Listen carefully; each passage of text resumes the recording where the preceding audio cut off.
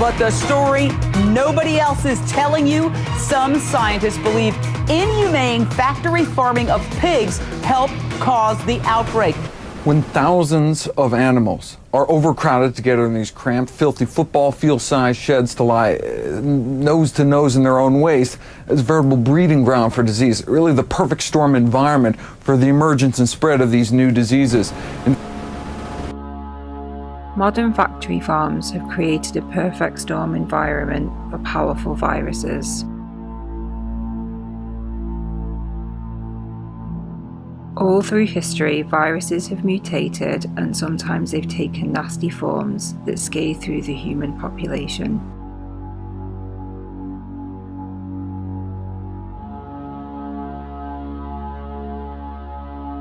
But the scientific evidence increasingly suggests that we have unwittingly invented an artificial way to accelerate the evolution of these deadly viruses and pump them out across the world. They are called factory farms.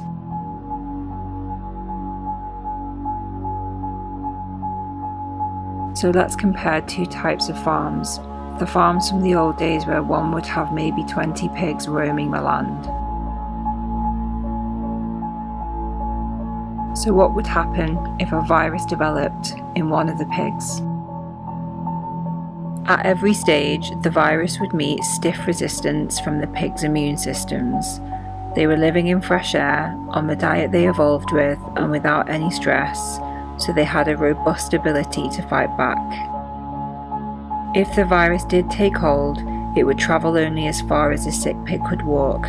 The virus only had 20 pigs maximum to spread and mutate in before meeting the end of its evolutionary path and die off.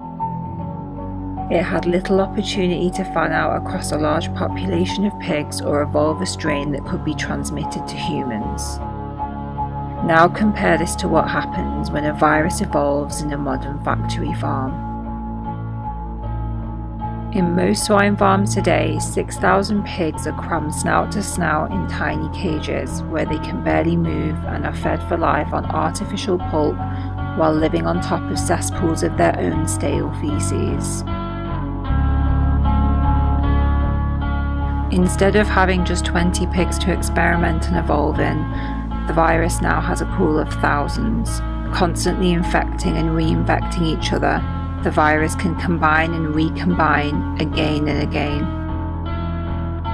The ammonium from the waste they live above burns the pigs' respiratory tracts, making it easier yet for the viruses to enter them.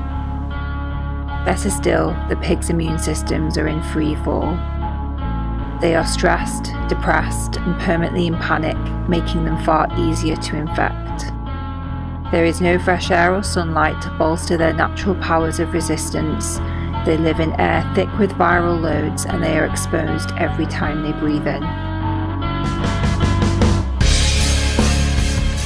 As Dr. Michael Greger, Director of Public Health and Animal Agriculture at the Humane Society of the United States explains, put all this together and you have a perfect storm environment for these super strains.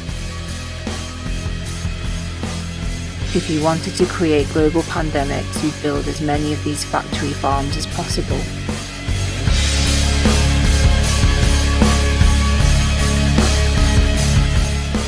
That's why the development of swine flu isn't a surprise to those in the public health community.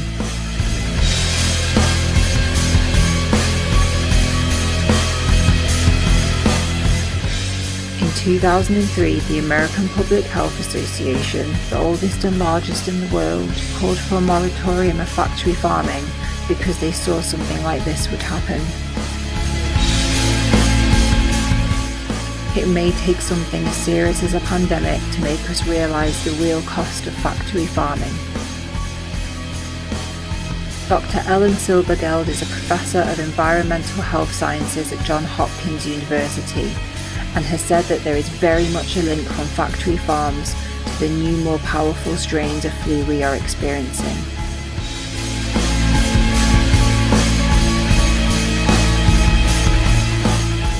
Instead of a virus only having one spin of the roulette wheel, it has thousands and thousands of spins for no extra cost. It drives the evolution of new diseases.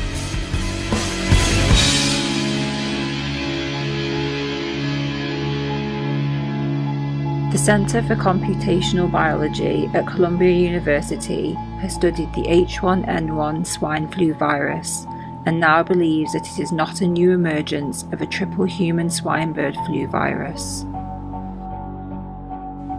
It is a slight variant on a virus we have seen before that evolved in the artificial breeding ground of a vast factory farm in North Carolina. Dr. Silbergeld adds, factory farms are not biosecure at all. People are going in and out all the time.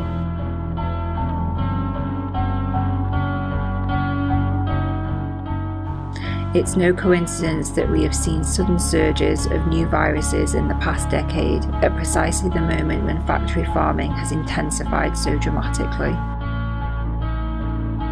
Swine flu has been stable since 1918, and then suddenly in this period went supercharged. We know that bird flu developed in the world's vast poultry farms, and we know that pumping animal feed full of antibiotics in factory farms has given us a new strain of MRSA.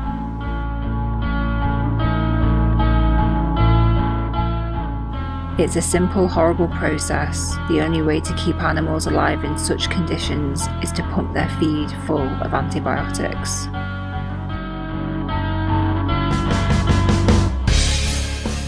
But this has triggered an arms race with bacteria, which start evolving to beat the antibiotics and emerge as pumped up, supercharged bacteria, invulnerable to our medical weapons.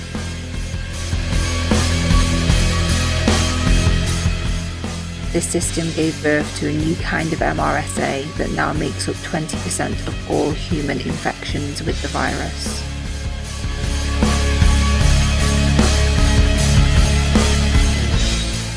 Of course, agribusiness is desperate to deny all of this. Their bottom line is to make money. If we carry on like this, bird flu and swine flu will just be the beginning of a century of viral outbreaks. As we witness a global pandemic washing across the world, we need to shut down these virus factories before they shut down even more human lives.